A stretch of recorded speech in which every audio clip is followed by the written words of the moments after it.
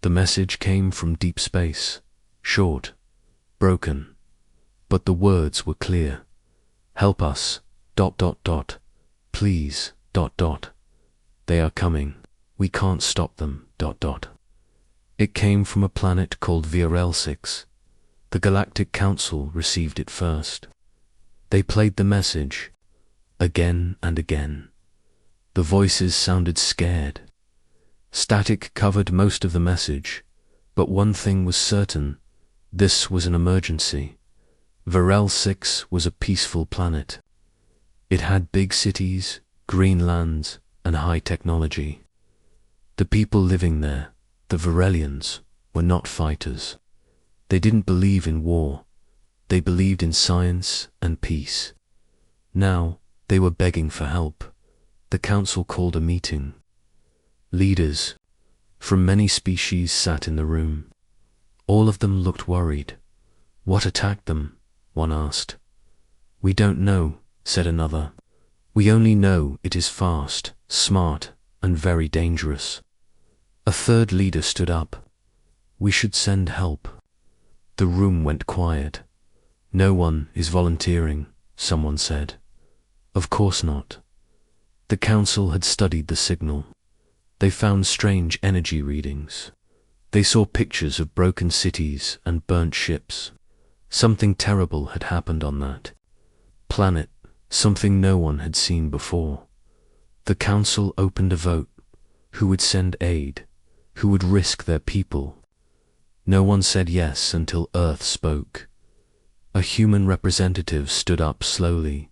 His voice was calm. We'll go. The room went colder. Some leaders gasped. Others looked at each other nervously. Humans, whispered a green-skinned diplomat. Why would they go? Because that's what they do, another replied. They are from a death world. Danger is normal for them. Earth was different from most planets. Its weather was violent. Its animals were deadly. Its people had fought wars for thousands of years. Earth was called a death world for a reason. Humans were survivors, fighters, killers, when needed. The council couldn't stop them. The humans had agreed. And once humans decide something, they follow through. A small ship left Earth 3 days later. It was fast, dark, and armed. On board was 6 people, all soldiers, all trained for missions like this. The team leader was Lieutenant Mara Voss. She had short black hair, sharp eyes, and a long scar on her left cheek. She didn't smile much. The other 5 soldiers respected her. No one questioned her orders. She had survived more battles than most people could count. Their mission was clear. Go to VRL-6, find out what happened, and, if possible, stop it. The journey took 2 days through hyperspace. On the last day, they received one more message from the planet. This one was worse. They're inside the cities. Nothing stops them. We tried everything, ... Please, don't come here. It's too late, ... Mara Voss listened.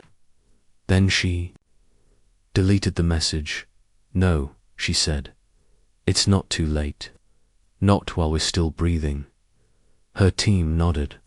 They checked their weapons and gear. They wore strong armor, carried energy rifles, and had combat drones ready. When the ship reached orbit, the team looked at the planet below. It was burning. Fires covered the surface. Whole cities were black. Some areas looked melted. The sky was dark with smoke. One soldier whispered, "What the hell happened here?" "We're going to find out," Voss replied. They entered a landing pod and dropped toward the surface. The ship stayed in orbit, ready to help from above. As the pod fell through the clouds, no one spoke. Everyone was focused. They were going into hell. But they were humans. Hell was their home. The landing pod hit the ground hard. Dust and smoke rose. Into the air, Lieutenant Mara Voss opened the door first. She stepped out slowly, rifle ready. The air smelled like fire and chemicals. Nothing moved. No wind, no voices. Just silence and ash dot. The rest of her team followed 5 soldiers, each one alert. Their boots crunched over broken glass and metal. They had landed in the center of what used to be a city. Tall buildings were now piles of rubble. Cars were melted. Roads had giant cracks. Some walls were covered in strange black slime, thick and shiny like oil. Private Lynn stared at it. "That's not natural," he said. "No," Voss agreed. "It's not." Sergeant Cole scanned the area with a drone. The small machine flew high and sent back images. "No survivors within 2 kilometers, he reported. "No movement either." "Too quiet," Voss muttered. "Something's watching." They moved through the city carefully. Every street was a grave. Burnt skeletons lay inside crashed vehicles. Some walls had deep claw marks. Others looked like they had been melted. "What kind of weapon does this?" asked Private Sanna. "Not a weapon," Voss said. "A creature." They reached an open plaza. In the middle stood a half-destroyed statue of a Varelian scientist. His face was frozen in fear. At his feet were more of the strange black slime-and bones. The team circled the area. Suddenly, the drone above beeped. "Movement," Cole shouted. From the shadows, a large shape crawled out. It looked like a spider, but made of silver and black metal. It had 6 legs, each one ending in a sharp blade. Its body glowed with blue lights, and its face had no eyes, just a smooth, flat surface. The thing screeched and jumped. Voss fired first. The laser bolt hit its side, making it stumble. The others followed. Bright shots filled the air. The creature shrieked again, but it didn't die. It moved fast. Too fast, it stabbed the drone out of the sky and rushed toward Lynn. Cole tackled him out of the way. Voss threw a grenade. The explosion threw the creature back, but still didn't kill it. "Back," she ordered. "Fall back to cover." The team ran into a broken shop. The metal beast chased them, smashing through the wall. Private Sanna threw a shock trap. The floor lit up with blue electricity. The creature stepped on it and froze for 2 seconds, just enough time. Voss fired one last shot straight into its neck. The beam cut deep. Sparks flew. The creature stopped moving. It twitched, then collapsed. Smoke filled the air. Everyone stood still, breathing hard. Private Lynn looked at the body. What is this thing?" "Part machine, part biomatter," Voss said, crouching near it. "Designed to adapt, designed to kill." "But who made it?" Sanna asked. Voss didn't answer. Instead, she pulled a small chip from the creature's chest. It was glowing faintly. "Let's find their lab," she said. "Maybe we can find answers." They moved again, now with more caution. The buildings looked darker, heavier. The slime was everywhere, now on doors, walls, even ceilings. They followed the signs toward an underground research center. The deeper they went, the colder it became. Finally, they reached a sealed door. It had the Varelian science mark on it. Voss scanned it. Still active. Looks like this place had its own power source. She opened the door slowly. Inside, it was quiet. Lights flickered. There were broken machines and empty chairs, but also files, screens, notes. The place smelled like fear. They had found the lab, and soon they would learn the truth. The lab was cold and silent. Dust covered everything. Some lights still blinked weakly. Lieutenant Mara Voss stepped inside first, weapon raised. Her team followed, scanning every corner. "This place hasn't been touched in weeks," said Sergeant. Cole, Private Saner, looked around. "Why is it still powered?" Voss walked to a main control panel. The screen was cracked, but the system was still active. She tapped a few keys. Old logs started to load. "This is it," she said.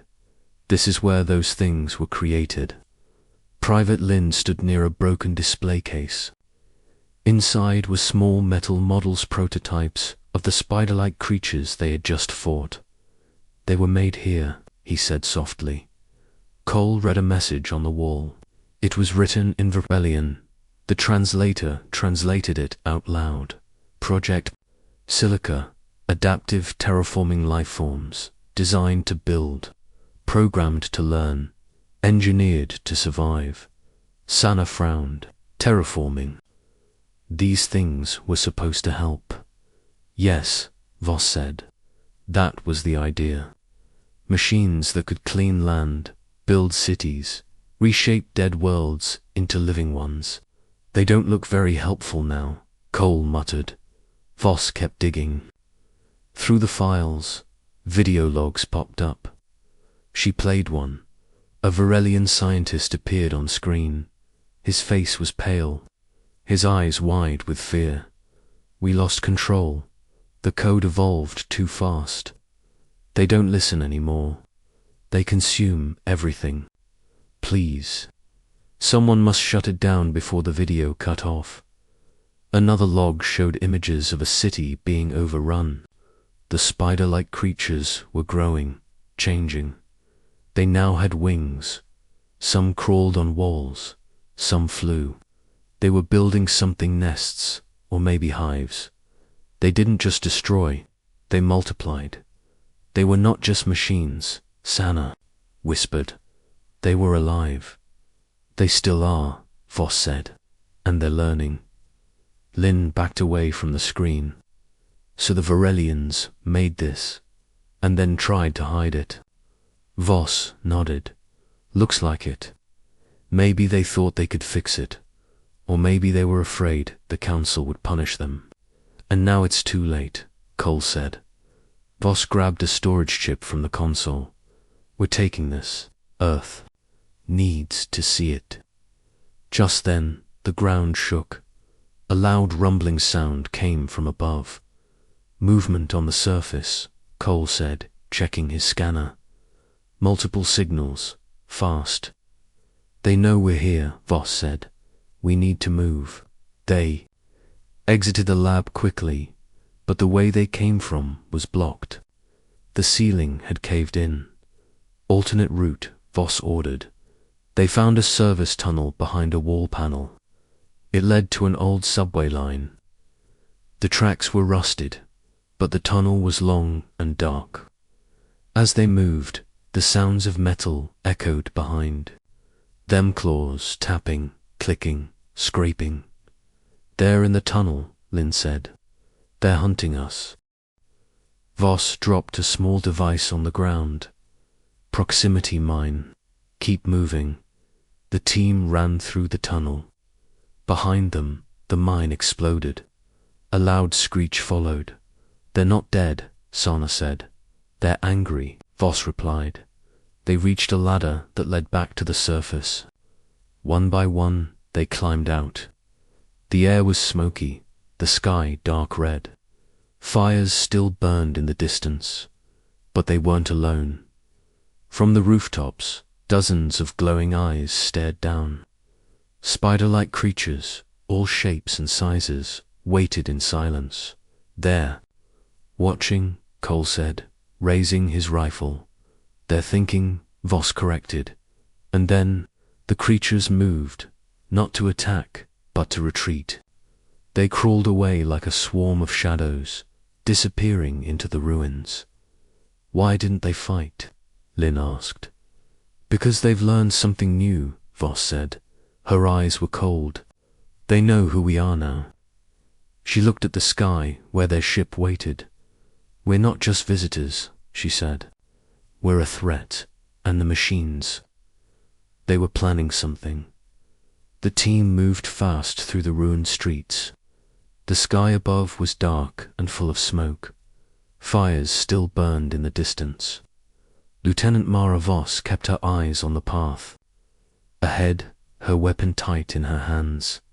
They didn't attack us back there, Private Lynn said. Why? Because they're changing, Voss replied. They're thinking.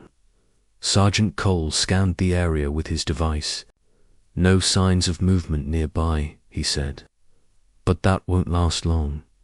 They reached a broken tower. It used to be a government building. Now it was just metal and dust. They climbed to the second floor. From there, they could see the remains. Of the city, it looked dead. But Voss knew better. These creatures don't want the city, she said. They want the planet. Private Sana looked worried. What do you mean? Voss pointed to the ground. See that black slime? It's spreading, slowly. It's changing the soil, the air, everything. Terraforming, Cole asked. Voss nodded. Yes, but not for us, for them. Suddenly, their coms cracked. A voice came through. Team Alpha, this is command. Do. You copy. Voss pressed her earpiece. Copy. We have critical intel. The machines are adapting and growing. This planet is changing. Understood. Prepare for evac in 18 hours. We are sending supplies and 1 drone strike for support. Only 1, Voss asked. That's all we can give. The Council is blocking further help. They don't want. Panic. Voss cursed under her breath. Tell them this isn't panic. It's survival. The signal cut. The team stayed silent for a moment. Then Voss turned to her soldiers. All right, we've got 18 hours. We use them. What's the plan? Lynn asked. We go to the core hive. Find out where they're coming from. Find their source. Maybe we can slow them down. Or stop them. Or die trying, Cole added. Voss gave him a sharp look. We're already dying, Sergeant. Might as well make it count. They packed their gear and moved toward the city's industrial zone. That was where the biggest slime patches were growing. The creatures were crawling out of that area like ants from a nest. The roads became worse. More bodies, more black vines. Strange shapes moved in the distance too fast to see clearly. The air was thicker now, harder to breathe. Sana checked her scanner. Radiation rising.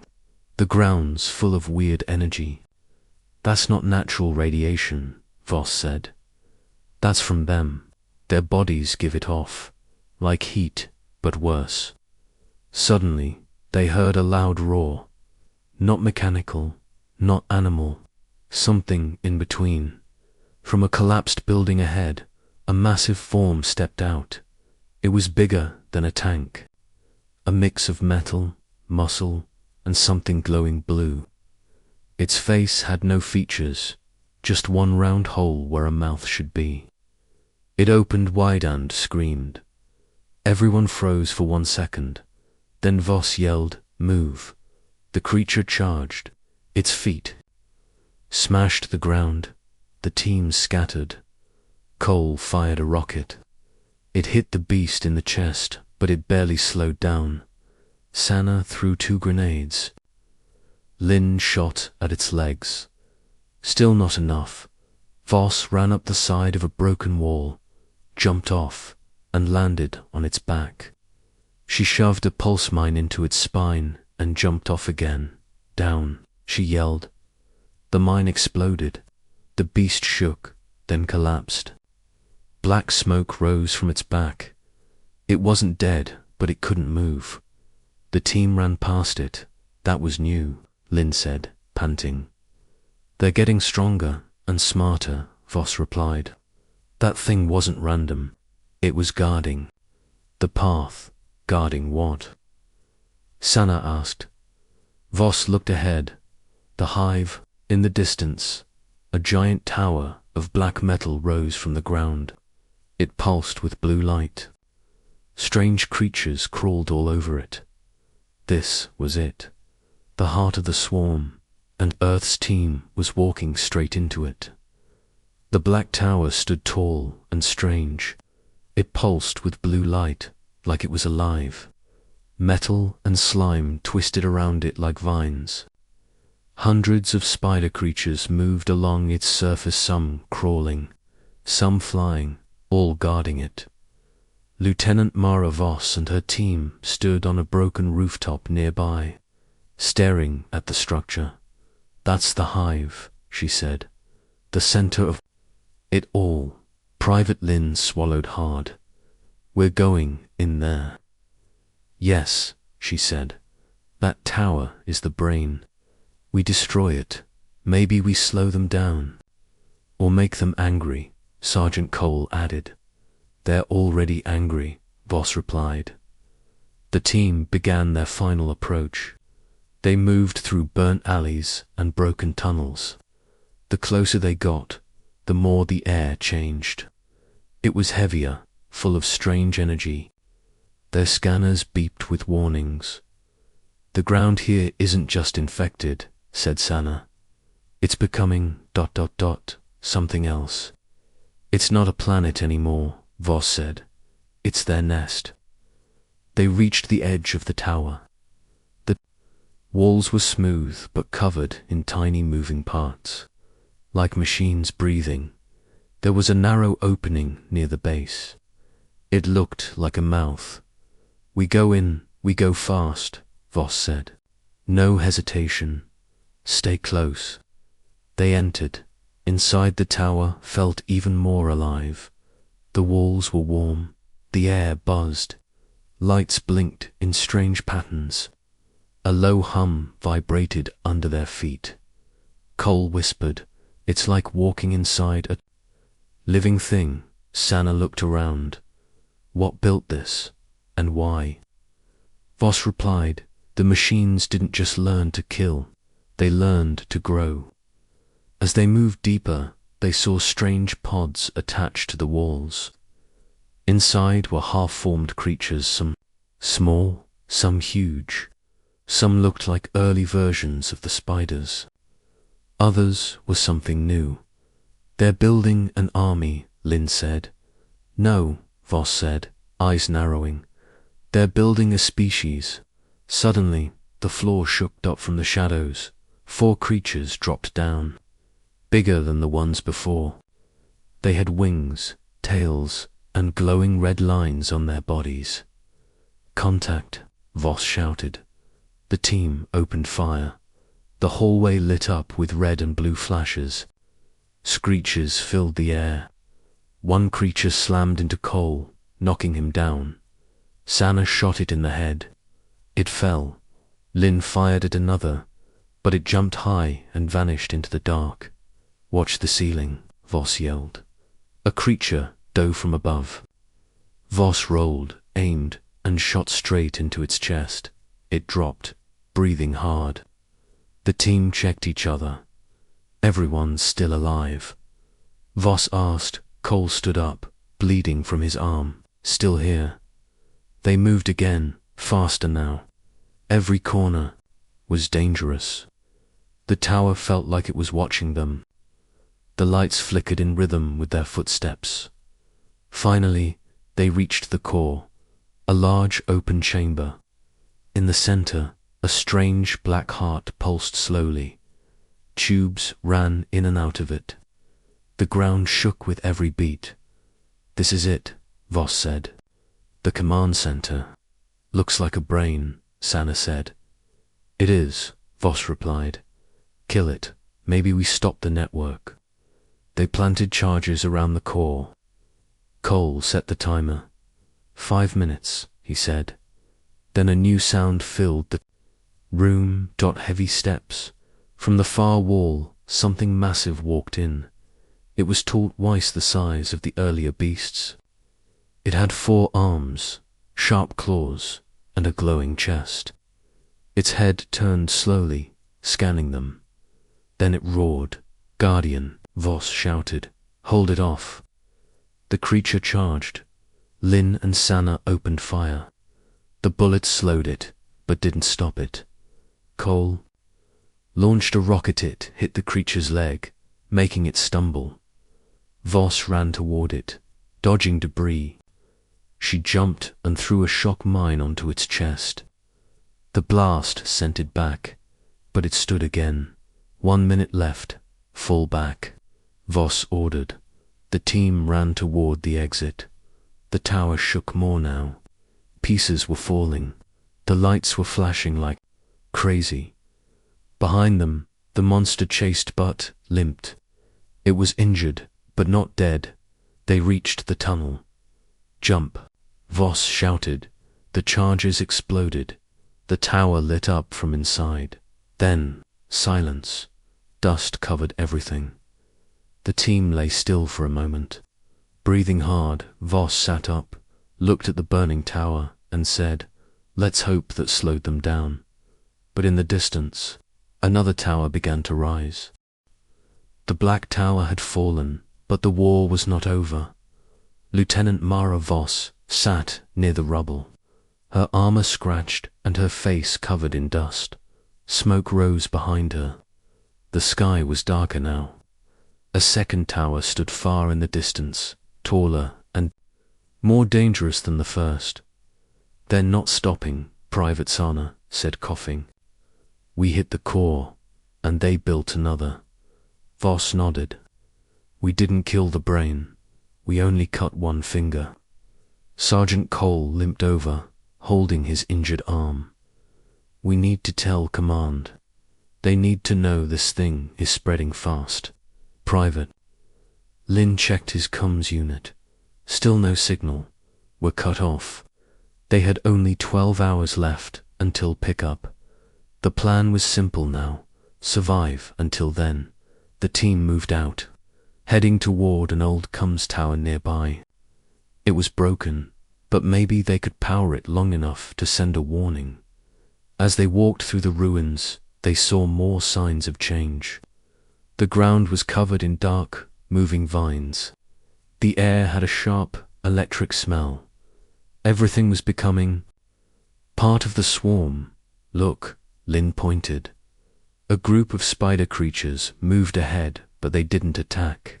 They were building something. Metal pieces floated through the air, controlled by tiny machines. They were making walls, towers, weapons. "They're organizing," Sana whispered, "like soldiers." "They're building a base," Voss said. "They're preparing for war."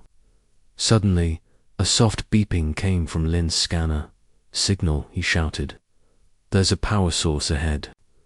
The team rushed forward and found the comms tower. It leaned to one side, half buried under debris. But the core systems were still intact.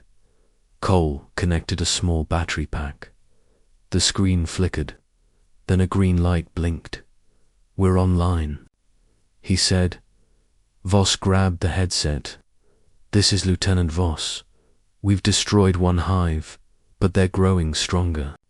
They're learning, building, adapting. This is not a cleanup mission anymore. This is a war. Earth must send more support fast." Static followed. Then a voice answered. "Message received. Acknowledged. Reinforcements arriving in 24 hours. Hold your position." Voss closed her eyes. Relief. Finally, help is coming. She told the team. But there was no time to rest. The ground trembled again. From behind the tower, a wave of creatures appeared. Not just spiders now, flying beasts, tall walkers, even snake-like machines. "They're coming for the signal," Lin said. "Then we hold the line," Voss replied. The team took position around the tower. They set traps, laid mines, checked their ammo. The creatures rushed forward. The first wave hit hard. Sana gunned, down to flyers. Cole's mine exploded under a four-legged beast. Voss moved like fire, shooting fast, never missing. Her eyes were cold, focused, but the swarm was endless. Lin shouted, "They're pushing left." "I got it." Sana ran that way, firing non-stop. More beasts climbed the tower. One reached the top, but Voss shot it down before it could destroy the antenna. "We can't hold forever," Cole yelled. "We don't need forever," Voss said. "Just until they arrive." Suddenly, the sky lit up. Streaks of fire came from above. Earth's ships had arrived. A loud boom shook the ground as a missile hit the enemy ranks. Flames swallowed dozens of creatures. The swarm screamed in confusion. Drop-dash pods fell from the sky. Human soldiers poured out, guns blazing. The Deathworlders had arrived. Strong, fast, trained for hell. The battle changed in seconds. Voss stood tall as the new troops pushed the enemy back. A large flying creature dove at Herb. She didn't flinch. One clean shot dropped at mid-dash air dot. Sana cheered. "They're running." The swarm began to fall back, retreating into the dark. Cole laughed. "Looks like they weren't ready for real humans." Voss looked at the burning horizon, then at the second tower. "They'll be back," she said, "and we'll be ready." She turned to the new commander. "We need to plan the next strike." Because this war was just beginning. The sun had not risen for 2 days. Smoke covered the sky. Fires burned in every direction. But for the first time, Earth's soldiers had hope. The second black tower stood far in the distance, taller than the last. It sent out waves of strange blue energy. The swarm was quiet now, but not gone. Lieutenant Mara Voss stood at the front line with her team. Around her, fresh troops from Earth were building defenses, setting up cannons and drone stations. The Deathworlders were ready. This time, Voss said, "We don't hit and run, we end it." The new commander, Captain Hale, nodded. "We strike at dawn. Full force. Air, ground, and orbital support." Voss looked at the map. "This tower is growing faster, stronger. It's spreading across the entire region." "It's like it wants to take over the planet," Sana added. "No," Voss said. "It wants more than that. It wants to become the planet." The soldiers prepared all night. They cleaned weapons, loaded supplies, and said quiet words to each other. Everyone knew this could be the last fight. At dawn, the attack began. Missiles screamed from the sky. Tanks rolled forward. Drones flew above in swarms. Human soldiers charged through the ruined streets, shouting with fire in their hearts. Voss led the front unit. She moved fast, shooting with perfect aim. Her team followed close. Lin, Sana, Cole, and 50 others from Earth. The swarm fought back hard. Flying creatures attacked from above. Long-legged machines shot deadly beams from rooftops. New beasts appeared taller, smarter, faster, but the humans didn't stop. They pushed forward. For every soldier who fell, 2 more took their place. Voss reached the tower's base. It was stronger than before, covered in armor, glowing with dark power. "Blow the door." She ordered. Cole placed charges and stepped back. The explosion shook the ground.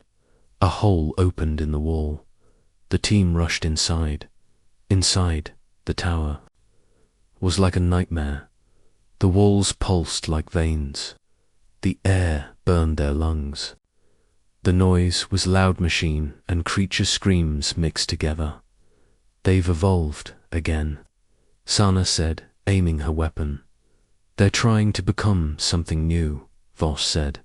"Something more." They ran deeper in the core chamber. The new brain was waiting. It was not just a machine. It was a fusion of metal, slime, and something that looked human, but not quite. It spoke, "You came again. You burn and fight, but you will lose. We learn, we grow. You do not understand." Voss stepped forward. "You're right. We don't understand monsters. We kill them." The creature laughed, a deep, strange sound. "We are not monsters. We are the future." "Then the future ends today," Voss said. The team opened fire. The creature screamed. It sent out a wave of energy. Some soldiers fell. Others kept shooting. Cole fired a rocket at the core. Sana threw grenades. Lin hacked into the walls, trying to shut down its systems. Voss ran through the chaos, jumped onto a platform, and slammed a pulse bomb into the brain's heart. "Goodbye," she whispered. The bomb exploded with a white flash. The entire tower shook. Pieces began to fall. Sparks filled the air. "Out! Everyone out!" Voss shouted. The team ran back through, falling debris and smoke. The tower roared behind them, shaking the earth. Outside, soldiers watched as the black structure collapsed into itself, like it was being pulled into the ground. Then silence. No more noise. No more creatures. Just wind. Voss stood outside, breathing hard. Around her, soldiers began to cheer. Some cried, some just fell to their knees. "It's over," Lin said. "For now," Voss replied. Captain Hale walked up to her. "You did good, Lieutenant." "We did what we had to," she said. "Earth sent its Deathworlders. We answered the SOS." He nodded. "We saved this world." Voss looked at the sky. For the first time in days, sunlight broke through the clouds. She smiled. "We don't run from fear," she said. "We are the fear." And with that, humanity stood tall, battered, but not broken, ready for whatever came next. Because Earth didn't just survive. Earth fought back.